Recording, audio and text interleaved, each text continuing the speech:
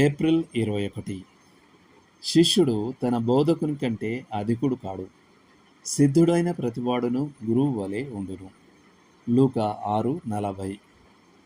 ఈ వాక్య భాగంలో ప్రభువైన యేసు వారు ఇతరుల్ని శిష్యులుగా చేయడానికి బయలుదేరినప్పుడు వారు ప్రస్తుతం తాము సాధించిన ఆత్మీయ ప్రగతి కంటే వారి శిష్యులు మరెక్కువ ఆత్మీయ ప్రగతి సాధిస్తారని వారు ఆశించలేరని వారికి గుర్తు చేస్తున్నాడు. మరో మాటలో చెప్పాలంటే, ఇతరులపై మన సానుకూల ప్రభావం యొక్క పరిధి మనం స్వయంగా ఎలా ఉన్నామో దానిచే పరిమితం చేయబడింది. O.L. క్లార్క్ చెప్పినట్టుగా, నీకు తెలియనిది నీవు బోధించలేవు, నీవు వెళ్ళని చోటికి నీవు నడిపించలేవు. రక్షకుడు నలుసు మరియు దూలం యొక్క ఉపమానం ద్వారా ఆ పాఠాన్ని బలపరిచాడు. ఓ వ్యక్తి కళ్ళం పక్కగా నడుస్తుండగా ఆకస్మికమైన గాలి వీచడం వల్ల ఒక చిన్న పొట్టు నలుసు అతని కంటిలో పడుతుంది.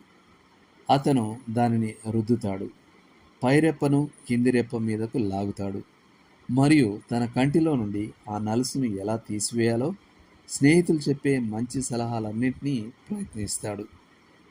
ఆ సమయంలో నా కంటిలో నుండి ఓ దూలం బయటకు పొడుచుకొని వస్తుండగా నేను వచ్చి, ఇక్కడ ప్రియ స్నేహితుడా, నీ కంటిలో ఆ నలుసును తీసివేయడానికి నాకు సహాయం చేయని అని అతనితో అంటే, అతడు తన తలను ఒకవైపుకు వంచి మిగతా తన మంచి కంటితో నా వైపు చూసి, మొదట నీ కంటిలో నుండి ఆ దూలాన్ని తీసేయడం మంచిదని నువ్వు అనుకోవడం లేదా అని అంటాడు.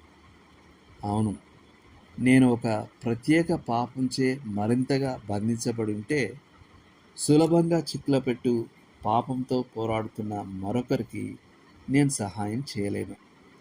లేఖనంలోని ఏదైనా ఒక స్పష్టమైన ఆజ్ఞకు నేను స్వయంగా లోబడకపోతే దానికి విధేయత చూపమని అతనిపై ఒత్తిడి చేయలేను.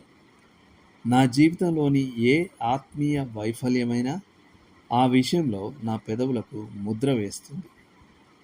నా శిష్యుడు పరిపూర్ణుడైనప్పుడు, అనగా నేను అతనికి శిక్షణ ఇవ్వడం పూర్తి చేసినప్పుడు, అతడు నా స్వంత ఆత్మీయ స్థాయి కంటే 1 సెంటీమీటర్ కూడా ఎత్తుగా ఉంటాడని నేను ఆశించలేను. అతను నా ఎత్తు వరకు పురోగమించవచ్చు, కానీ దానికి మించి నేను అతన్ని నడిపించలేను. ఇవన్నీ మనం మనల్ని గూర్చి జాగ్రత్తగా చూసుకోవాలని కొత్తగా నొక్కి చెప్తున్నాయి. మన పరిచర్య శీల సంపదతో కూడిన పరిచర్యగా ఉండాలి. లోపల ఉన్నదే లెక్కలోకి వస్తుంది. మనం వాగ్దాటి గలవారము, తెలివైన వారము మరియు చురుకుగా మాట్లాడేవారము కావచ్చు. కానీ మన జీవితాలలో చీకటి స్థలాలు, నిర్లక్ష్యం మరియు అవిధేయత గల రంగాలు ఉంటే అప్పుడు మనం ఇతరులకు నేర్పే శిష్యరికం గుడ్డివాడు గుడ్డివానికి త్రోవ చూపటం వంటిదే. దేవుడు మిమ్మల్ని దీవించునుగాక.